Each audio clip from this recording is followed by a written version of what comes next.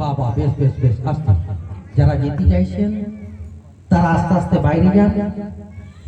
যাদের এখনো গান শোনার ইচ্ছা আছে তারা চুপ করে মন দিয়ে বসে শুনুন।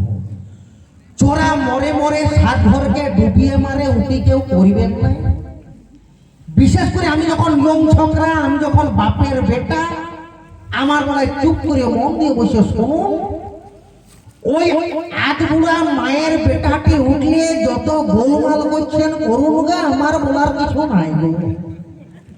তবে আপনারা গান শুনিয়ে কতটা আনন্দ পেয়েছেন আমি ঠিক জানি না বাবা।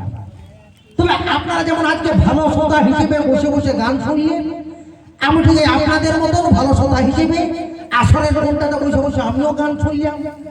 আপনারা একবার করে হাসলেন, আমি একবার করে হাসলাম। কিন্তু বেশ কয়েকটি কথাতে রাগে শরীরটি আমার খুব একবারে গিরগির করে উঠল গো। আর আমি তখন আমার গুরুদেব, আমার ভগবানগুলোকে ডাকছিলাম, আমার বাবাদেরকে ডাকছিলাম। আমি বারবার বাবা মহাদেবকে বলছিলাম যে হে বাবা মহাদেব, তুমি বাবা পাশেই রইছো, তুমি এত খারাপ কথা এই শালার মুখ থেকে শুনতে পেয়েছি। তোমার একবার গোলা সাপটা এই শালার দিকে ছেড়িয়ে দাও, শালা একবার যাতে পটল ফোটা হয়ে বসে থাকে না। বলুন এইসব কথাগুলো কি সহ্য করা যায়? আমার সব থেকে খারাপ লাগলো কোথায় জানে? আমাকে মা কোটাসের বেটা বললো মা গো। ওই আপনারা হেসে দিচ্ছেন আর আমার ভিতরে যে আগুন জ্বলছে ওইটা খবর রাখেন না। বলছে মুরগা টোনাই সন্ধ্যাবেলায় চলে এসে শাসার পর থেকে বাপ বাপ বাপ, তো তুই শালা কোটাসের বেটা। তো হে মা, আমাকে কি কোটাসের মতো লাগছে মা? কি মা আপনারা বলুন লাগছে? আপনি না বলছেন কেন? অনেকে মালো কি বলতে পারে যে হেরো তার তো লাগছে, কারণ আমি বাপের বেটা আজকে আমাকে বলেও দিতে পারে।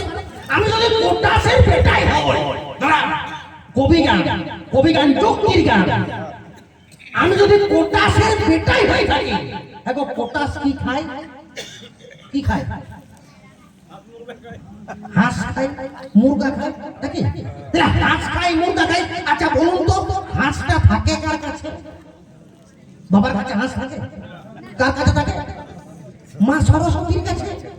এ তোর মা সরস্বতীকে বলিয়ে দেখা, এদিকে কোটাসের বেটা মুরগা টোনায় ঢুকেছে, তোর মা যাতে হাঁসগুলাকে হুরগা দিয়ে রাখে।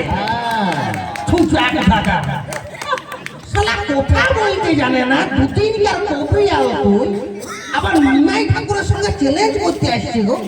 আর আমাকে বলছিস তুই কোটাসের বেটা, আর তুই কিনা তুই শালা রাম কাঠার বেটা নাকি? তাহলে আসার পর থেকে মা না মা না মা। ওরে যাই হোক, বাবার কর্মটা হচ্ছে আলাদা, তোদের মতন নয়। বাবার কর্ম হচ্ছে শ্রেষ্ঠ। তোর মায়ের এমন কি করতে পারে? সব জায়গাতে আমি এক একটা প্রমাণ দিয়েছিলাম। আমি বললাম দেখ, শাস্ত্রটা ঘেটে দে, শাস্ত্র ঘেটে দে।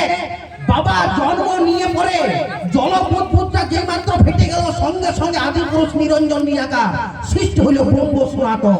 যেই মাত্র সৃষ্টি হয়েছে, গোপালে এক ফোঁটা ধানকে নিয়ে পরে জলে ফেলে দিল, তখন কিন্তু নারী জাতির সৃষ্টি, মেয়ে ছেলের একটা সৃষ্টি, যার নাম হচ্ছে মহামায়া প্রকৃতি। দেখো কত সুন্দর শাস্ত্র থেকে উৎপন্ন দিলাম। আমার বলছে বলছে ওরে তোর বাবা জন্ম লাই নাই, ভালো করে পুরাণটা পড়গা। আমিও চুপ করে বসে বসে শুনছি। আমরা দেখি ভাই তুই কি যুক্তিটা দিচ্ছিস। সঙ্গে সঙ্গে আমার তখন বলছে ওরে যে ভূত ভূতটা ফেটে গেল,